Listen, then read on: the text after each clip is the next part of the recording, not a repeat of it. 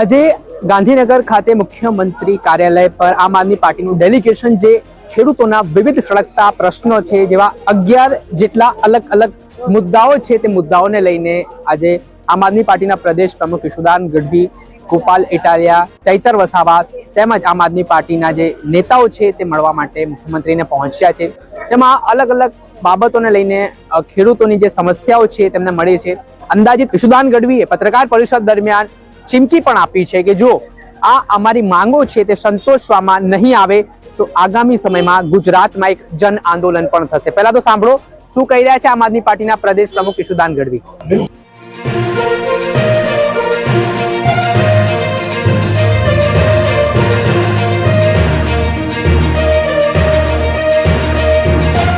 ગુજરાતમાં છેલ્લા ઘણા સમયથી ખેડૂતો અલગ અલગ અનેક મુદ્દાઓમાં પરેશાન છે, દુખી છે। ત્યારે આમ આદમી પાર્ટીએ ગુજરાતના ખેડૂતોની સમસ્યા જાણવા માટે ગુજરાતના અલગ અલગ જિલ્લાઓમાં અલગ અલગ વિસ્તારોમાં ખેડૂત મહાપંચાયતનું આયોજન કર્યું।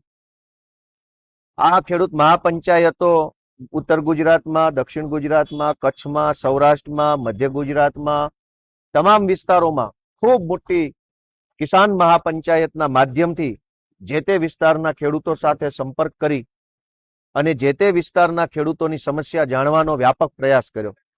ગુજરાતના અલગ અલગ વિસ્તારના અલગ અલગ પ્રકારની ખેતી કરતા ખેડૂતોએ ખુલ્લા મને ખૂબ વેદના સાથે પોતાની પીડા આમ આદમી પાર્ટીને રજૂ કરી અને ફોર્મ ભર્યા। ગુજરાતભરના તમામ જિલ્લાના ખેડૂતોની વેદના, વ્યથા અને પીડા લઈ મુખ્યત્વે ગુજરાતના તમામ ખેડૂતોની 11 જેટલી માંગણીઓ લઈ આજરોજ અમારા નેતા શ્રી ઈશુદાનભાઈ ગઢવીના નેતૃત્વમાં આમ આદમી પાર્ટીનું ડેલિગેશન ગુજરાતના માનનીય મુખ્યમંત્રી સાહેબને મળવા માટે આજે સમય માંગ્યો હતો। આજે અમે બધા ડેલિગેશનના સ્વરૂપમાં માનનીય મુખ્યમંત્રી શ્રીને મળ્યા છીએ। ગુજરાતના ખેડૂતોની 11 મહત્વની માંગણીઓ છે, જે માંગણીઓ પૈકી ગુજરાતની તમામ માર્કેટિંગ યાર્ડમાંથી કડદા પ્રથા નાબૂદ કરવામાં આવે અને કડદો કરનારાને જેલમાં પૂરવામાં આવે। આ સિવાય માર્કેટિંગ યાર્ડમાં માલ વેચવા જતા, પાક વેચવા જતા ખેડૂતોને ગોડાઉન ઉપર માલ નાખવા માટેની જે ફરજ પાડવામાં આવે છે કે માલનો સોદો યાર્ડમાં થાય પણ માલ ખાલી કરવા માટે વેપારીના ગોડાઉન કે ફેક્ટરી પર જવું પડે છે અને બંધ કરવામાં આવે, આ માંગણી છે। પંજાબની જેમ ગુજરાતના ખેડૂતોને પણ દિવસે 12 કલાક વીજળી આપવામાં આવે। આ સિવાય ગુજરાતના ખેડૂતોને જે પાક નુકસાની થઈ છે એ પાક નુકસાનીની સમયસર તાત્કાલિક ખેડૂતોને સહાય પૂરી પાડવામાં આવે।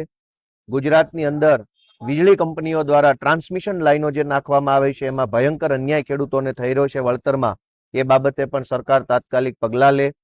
આ સિવાય ગુજરાતની અંદર ખાતરની ખૂબ અછત છે, ચારો તરફ ખેડૂતોએ ખાતર માટે લાઈનોમાં ઊભું રહેવું પડે છે, એ બાબતની રજૂઆત પણ આજરોજ અમે ડેલિગેશનના સ્વરૂપમાં કરી છે। CCI દ્વારા કપાસની જે ખરીદી થાય છે, આ ખરીદી મોટાભાગે ડિસેમ્બર મહિનામાં ચાલુ થાય છે।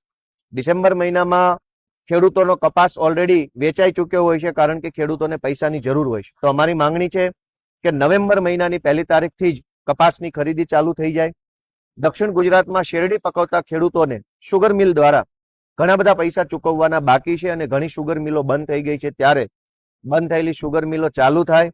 શુગર મિલના ખેડૂતોને, શેરડી પકવતા ખેડૂતોને જે વળતર ચૂકવવાનું બાકી છે વળતર ચૂકવવામાં આવે। આવા 11 જેટલા મુદ્દા ઉપર આજે ગુજરાતના મુખ્યમંત્રી સાહેબને રજૂઆત કરી છે। ખેડૂતો વતી આ રજૂઆતની અંદર અમારા નેતા માનનીય ચૈતરભાઈ વસાવા, માનનીય રાજુભાઈ સોલંકી અને માનનીય મનોજભાઈ સોરઠિયા સહિત અમારી આખી પ્રદેશની ટીમ જોડાઈ છે અને આજે ગુજરાતભરના ખેડૂતો આમ આદમી પાર્ટી તરફ એક આશાભરી નજરે જોઈ રહ્યા છે। જે રીતે પંજાબની આમ આદમી પાર્ટીની સરકાર ખેડૂતોને, ભાગવું રાખનાર ભાગિયાઓને અને ખેત મજૂરોને પણ વળતર ચૂકવે છે, એવી જ રીતે ગુજરાતની સરકાર પણ ખેડૂતોને, ભાગવું રાખનાર ભાગિયાઓને અને ખેત મજૂરોને વળતર ચૂકવે એ પ્રકારની રજૂઆત પણ આજે અમે ઈશુદાનભાઈના નેતૃત્વમાં કરી છે।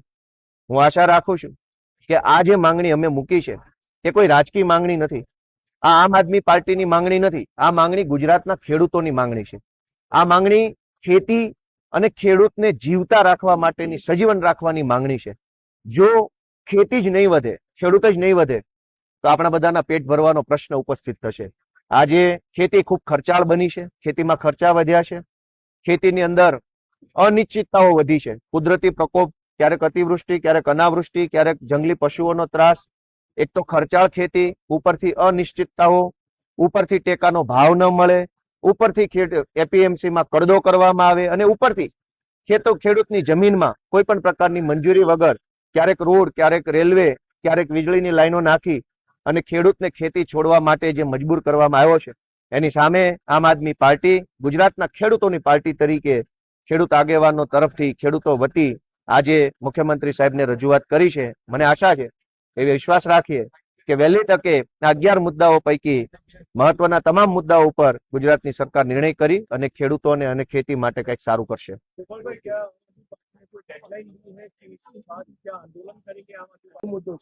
બિલકુલ છેલ્લા કેટલાક સમયથી રાજ્ય સરકાર ભાજપની ખેડૂતો ઉપર અત્યાચાર કરી રહી છે, ખેડૂતોનું શોષણ કરી રહી છે અને વિવિધ મુદ્દાઓને લઈને ખેડૂતો ખૂબ પરેશાન છે. ત્યારે આપે જોયું હશે કે જે રીતે મોડાસામાં પશુપાલક ઉપર ગોળીબાર થયો અને એની હત્યા થઈ, અમે એ પશુપાલકોને મળવા ગયા, માન્ય અરવિંદ કેજરીવાલજી પણ આવ્યા હતા. આપે જોયું હશે કે હળદરમાં જે રીતે ખેડૂતોને કરદામાં લૂંટ ચલાવવામાં આવતી હતી, કરદા પ્રથાથી, એ મામલામાં પણ આમ આદમી પાર્ટીએ જયારે મુદ્દો ઉઠાવ્યો તો ખૂબ મોટો મુદ્દો બન્યો અને અમારે આખી એપીએમસીઓમાં અમે 400 જેટલી નાની મોટી એપીએમસીઓ છે, એમાં હેલ્પલાઇન નંબર શરૂ કરતા બધી એપીએમસીઓમાંથી ખેડૂતોની ફરિયાદો આવવા માંડી કે અહીંયા પણ કરદા થાય છે, અહીંયા પણ ભાવમાં ગડબડ થાય છે, અહીંયા પણ કડના નામે લૂંટ કરવામાં આવે છે. એટલે અમે આમ આદમી પાર્ટીએ છેલ્લા 2 મહિનાથી લગભગ 8 થી 9 કિસાન મહાપંચાયતો આખા ગુજરાતમાં તમામ ઝોનમાં કરી છે.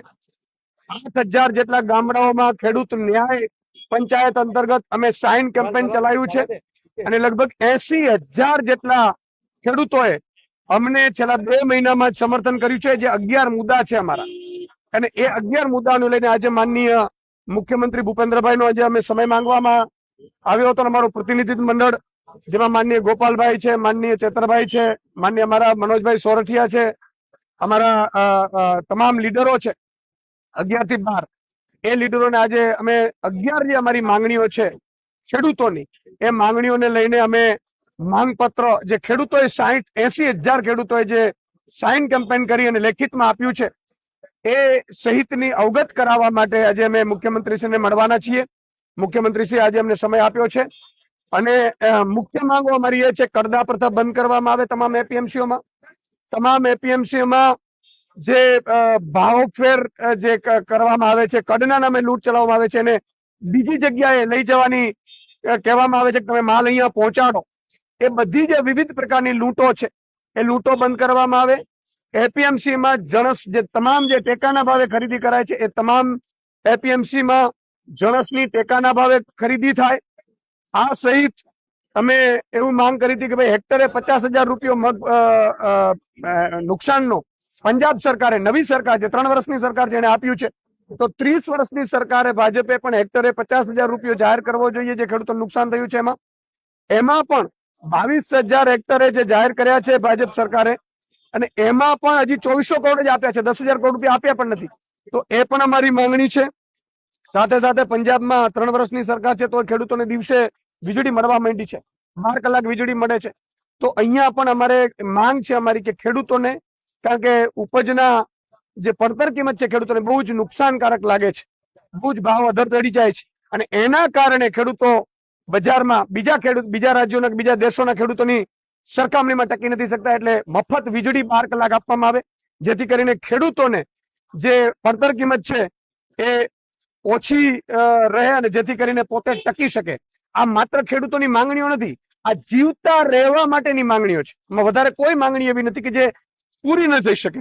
સાથે સાથે ખેડૂતોને પૂરતી માત્રામાં ખાતર નથી મળતો. જ્યારે પણ ખાતરની સિઝન આવે એટલે ખાતરો છે એ વિવિધ કંપનીઓમાં વયા જાય છે, સગે વગે થઈ જાય છે, અથવા તો મળતિયાને ખાતર મળે છે. તો પૂરતા પ્રમાણમાં સમયસર ખાતર મળે, અને એ જ રીતે સમયસર કોઈ જ્યારે પણ નુકસાન થાય પાકમાં ત્યારે એક જ મહિનામાં એના વળતરની ચૂકવણી કરી દેવામાં આવે છે. અહીંયા તો પછી એપ્લિકેશનો માંગવામાં આવે, પછી એપ્લિકેશનો રદ કરવામાં આવે, ને પછી 2 મહિના એમાં કાઢી નાખે ને, એટલે ખેડૂતોને કોઈ જે લાભ મળવો જોઈએ તો મળતો નથી. સાથે સાથે શેરડીના જે ઉત્પાદકો છે એ ખેડૂતોને સુગર મિલો પાસેથી જે બાકી ચૂકવણી છે એ પણ ભરપાઈ કરી દેવામાં આવે છે, ને જે સુગર મિલો બંધ છે એ શરૂ કરવામાં આવે. અને સીસીઆઈ ની જે ખરીદી દર વર્ષે થાય છે, 1 ઓક્ટોબર થી એ ખરીદી થાય, સામાન્ય રીતે ડિસેમ્બરમાં ખરીદી થાય. જ્યારે ખેડૂત છે એ કપાસ વેચી દે છે, પહેલી વીણણી જે છે વેચાઈ જાય છે, અને જે ખેડૂતના કપાસ છે એ કોઈ લઈ લે છે લાભાર્થીઓ, એ પછી ટેકાના ભાવે ખરીદાય, પોતાનો માલ વેચી દે છે. એટલે ખેડૂતને લાભ ટેકાનો મળતો નથી. એટલે ટેકાના ભાવે જે કપાસની સંપૂર્ણ ખરીદી થાય ને એ 1 ઓક્ટોબર થી થાય દર વર્ષે.